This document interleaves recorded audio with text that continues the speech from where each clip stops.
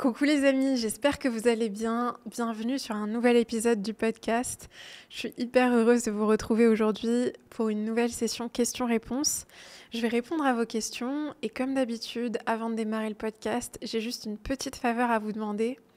Si le podcast a résonné avec vous, s'il vous a apporté une quelconque valeur, s'il vous a inspiré à un moment ou à un autre, je vous serais hyper reconnaissante si vous pouviez prendre quelques minutes de votre temps, quelques secondes pour vous abonner à la chaîne YouTube, pour laisser un avis sur Apple Podcast ou Spotify. Ça compte énormément pour moi. Ça aide le podcast à gagner en visibilité et moi, ça m'aide à savoir que le contenu que je vous propose, il vous aide et il vous apporte de la valeur au quotidien. Je vous souhaite une très très très belle écoute. Alors, première question, comment sauter et concrétiser ses rêves ? J'aimerais me lancer, mais je ne sais pas par où commencer. Je pense que ce qui fait peur à beaucoup de personnes avant de se lancer, et ça a été mon cas, clairement avant de me lancer, j'étais terrifiée par l'entrepreneuriat. J'avais peur de me retrouver seule, de ne pas pouvoir payer mes factures. J'avais une énorme anxiété financière et une grosse peur de manquer.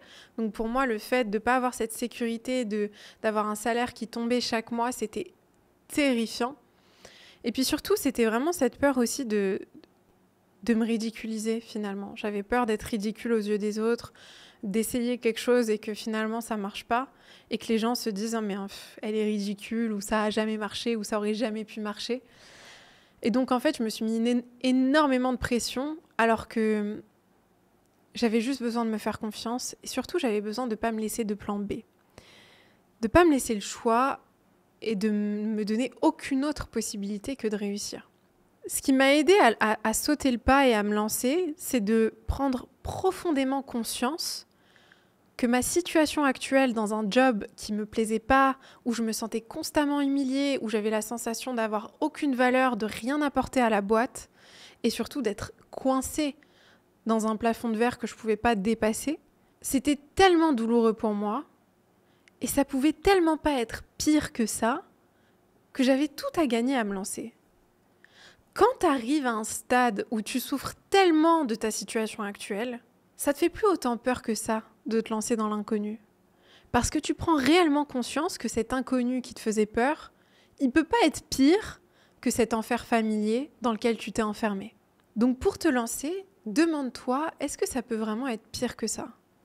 Est-ce que t'as pas tout à gagner à essayer de voir ce qui se passe à l'extérieur ? À faire ce saut de la foi ? Parce que c'est vraiment un saut de la foi de se lancer dans l'entrepreneuriat. Mais c'est pas un saut de la foi dans l'inconnu.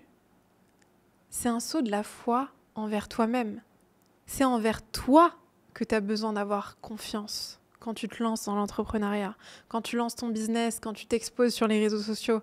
C'est envers toi qu'il faut que tu aies confiance. Et c'est pour ça que la majorité des gens n'y vont pas, parce qu'ils pensent qu'ils n'en sont pas suffisamment capables, qu'ils n'ont pas les épaules pour. Et moi, j'étais persuadée de ne pas avoir les épaules pour. J'étais persuadée que ce n'était pas fait pour moi, que les autres qui y arrivaient, ils avaient des qualités que moi, j'avais pas, ils avaient des circonstances, des ressources que moi, j'avais pas. Et donc, je me trouvais tout un tas d'excuses pour pas me lancer. Jusqu'au jour où ma souffrance actuelle, elle est devenue tellement élevée, tellement pire que la peur de l'inconnu, que j'ai pris la décision d'y aller. Donc, pour te lancer, demande-toi dans quel cas tu te trouves. Et si vraiment ça pourrait être pire en te lançant. Parce que dans 99% des cas, tu verras que la réponse, c'est « ça peut que être meilleur ». Ça peut que être meilleur. Alors, deuxième question, ton confort, cadre de vie paradisiaque n'est-il pas un frein au travail, discipline et ambition ? Je trouve que c'est une super question parce qu'on a tendance à croire que si on est confortable, on ne va pas être productif, qu'on a besoin d'être dans un inconfort pour passer à l'action et pour être productif. Je trouve qu'il y a beaucoup de vrai là-dedans. Je pense qu'on grandit vraiment dans l'inconfort, on se dépasse quand on est inconfortable, mais je suis persuadée qu'on triomphe quand nos besoins essentiels sont satisfaits, quand on a les meilleures conditions possibles, on va vraiment vers le triomphe plutôt que vers la survie. Et moi, j'ai été beaucoup dans ce mécanisme de survie, à être dans cette énergie de lutte, de difficulté, de combat, de vouloir m'en sortir. Et aujourd'hui, avec beaucoup plus de recul sur moi et en me connaissant mieux, je sais que j'excelle quand je suis en sécurité, quand je me sens en sécurité et quand j'ai un certain confort. Et je suis persuadée que ce confort, il est très bénéfique pour aller chercher une certaine inspiration, un alignement et cette créativité dont j'ai besoin. Donc pour moi, non, je suis persuadée que ce confort et ce cadre de vie dans lequel je suis en ce moment, je suis à Bali en ce moment, au contraire, ça me fait du bien, ça me donne de la créativité, ça me permet d'être inspirée et ça me donne ce dont j'ai besoin, ça me nourrit comme j'en ai besoin pour pouvoir être plus créative. Et j'arrête pas de travailler, j'arrête pas d'être productive à ma manière et je trouve même que je suis limite plus productive dans ce cadre de vie que dans d'autres situations où, par exemple, quand je suis à Paris ou dans d'autres endroits. Là, ici, je suis hyper productive, je suis dans mon énergie, je suis toute seule. Ça me permet vraiment de me retrouver avec moi-même et d'être focalisée sur ce qui est vraiment important, de me questionner, de me réaligner, de me recentrer. Et ça, c'est super important. Donc, j'avais peur de ça avant de venir ici. J'avais peur d'être déconcentrée, d'être un peu trop confortable, de pas être suffisamment productive, travailler, etc. Mais au contraire, j'ai l'impression qu'il y a tellement de choses qui se débloquent dans mon travail depuis que je suis ici et personnellement aussi. Mais finalement, dans mon approche, dans mon business, dans mon travail, sur les réseaux, je m'autorise beaucoup plus à être moi-même, à être vulnérable, à partager des choses que je m'autorisais pas à partager avant parce que j'avais peur d'être jugée, j'avais peur qu'on me critique et je me sens de plus en plus libre par rapport à ça. Donc non, finalement, je dirais que non. Mais ça, c'est parce que aussi, j'ai construit une discipline avec moi-même qui fait que, au contraire, finalement, depuis que je suis ici, j'ai l'impression d'être tellement plus productive. Je me lève tous les jours à 6h du matin, à 7h, je suis à la salle, je mange bien, je suis focalisée. Quand je travaille, il y a des moments où je suis déconcentrée comme tout le monde. Mais quand je me pose et que je décide de faire une tâche, j'arrive plutôt bien à m'y concentrer et à m'y mettre profondément. Donc, je dirais que non, au contraire. Au contraire. Troisième question, tu es jeune et déjà un super parcours. Est-ce que tu as encore des ambitions ? Alors, honnêtement, pour moi, je suis tellement loin encore de ce que je veux construire et de ce que je veux créer que oui, bien sûr, j'ai encore des ambitions. J'en ai une tonne. Et je vais vous dire la vérité. Honnêtement, pendant longtemps, je me suis sentie mal à l'aise d'avoir autant d'ambition. J'étais gênée d'être quelqu'un d'ambitieuse, j'avais honte d'en vouloir beaucoup et j'avais l'impression qu'il fallait que je m'enferme dans une case. Et moi-même, je me disais, mais c'est bizarre, Mariam, il y a un truc qui est pas normal. D'un côté, je suis hypersensible, j'ai énormément d'amour, je me sens spirituelle, connectée. De l'autre côté, j'ai un côté très dur, je suis très ambitieuse, j'aime gagner, j'aime réussir, j'ai faim de réussite.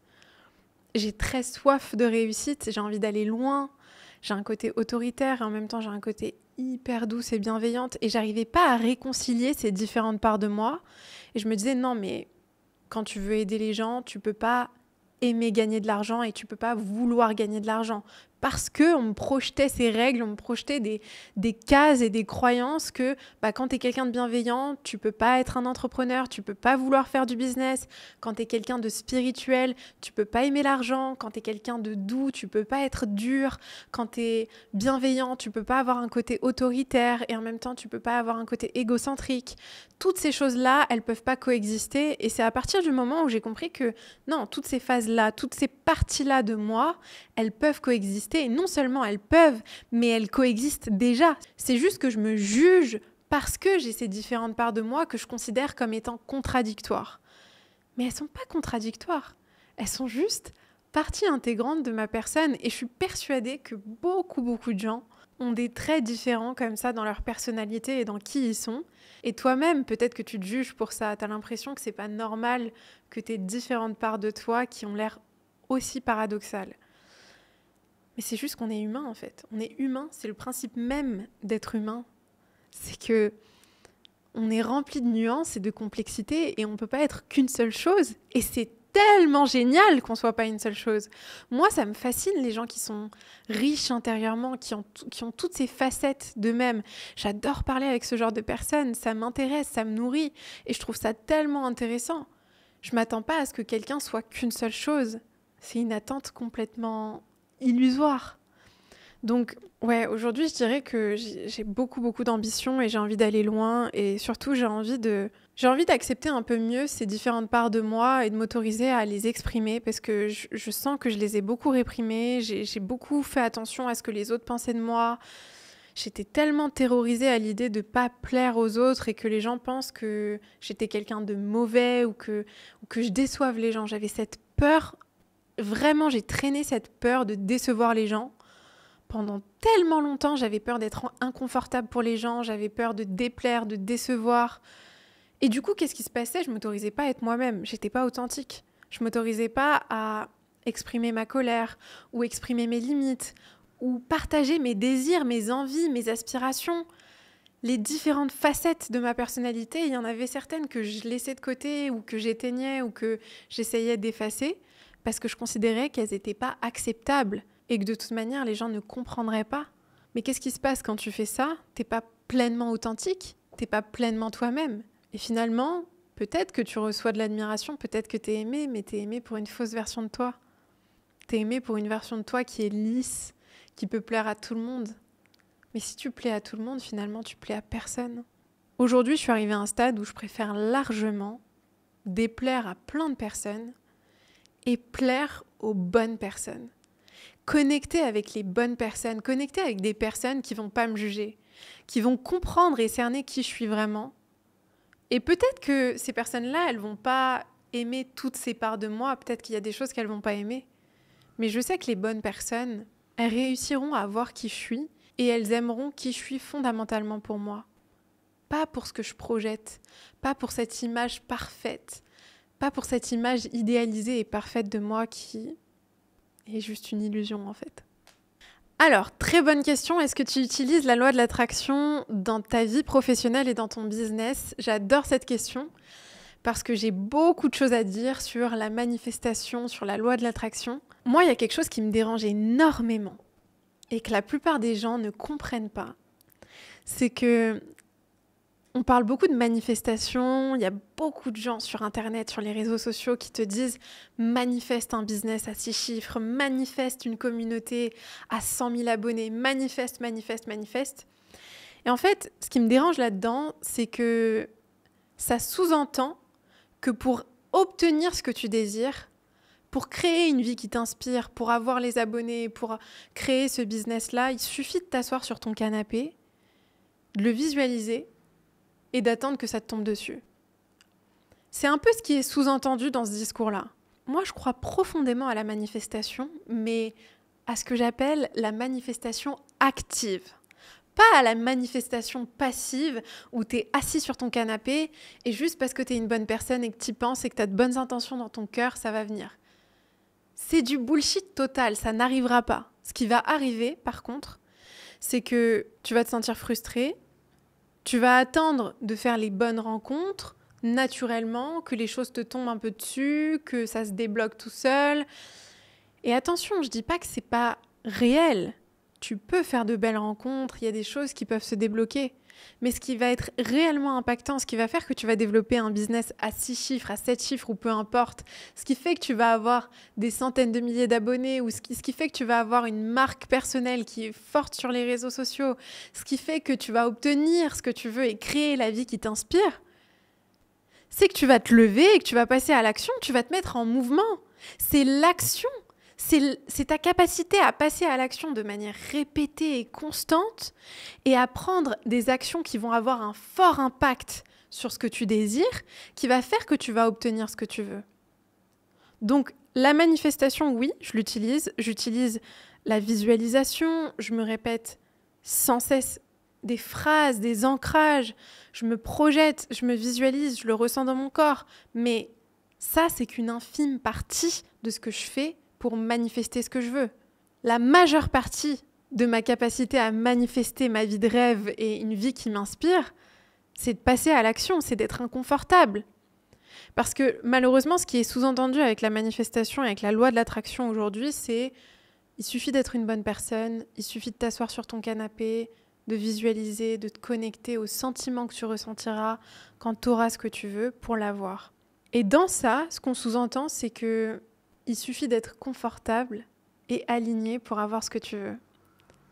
Et il y a du vrai là-dedans, encore une fois, parce que j'y crois foncièrement. Je crois foncièrement que ça a un impact sur nous, mais on ne parle pas de l'autre côté. On ne parle pas de l'autre facette de la pièce, qui est que pour obtenir ce que tu veux, il va falloir te mettre dans un inconfort profond. C'est extrêmement inconfortable de sortir de sa zone de confort, de parler à des inconnus, de vendre ses services, de se former dans une compétence qu'on n'a jamais fait. C'est inconfortable de faire du sport tous les jours, c'est inconfortable de soulever des poids, c'est inconfortable d'aller dans une salle de sport quand tu fais pas de sport et quand tu te sens mal dans ta peau. C'est inconfortable de faire toutes les actions qui sont nécessaires à prendre pour obtenir ce que tu désires. Mais c'est absolument indispensable. Et croire qu'il suffit de manifester passivement sa vie, pour moi, c'est quelque chose de très dangereux à véhiculer comme idée. Et je trouve ça même très malhonnête. Je crois foncièrement en la loi de l'attraction. J'y crois profondément.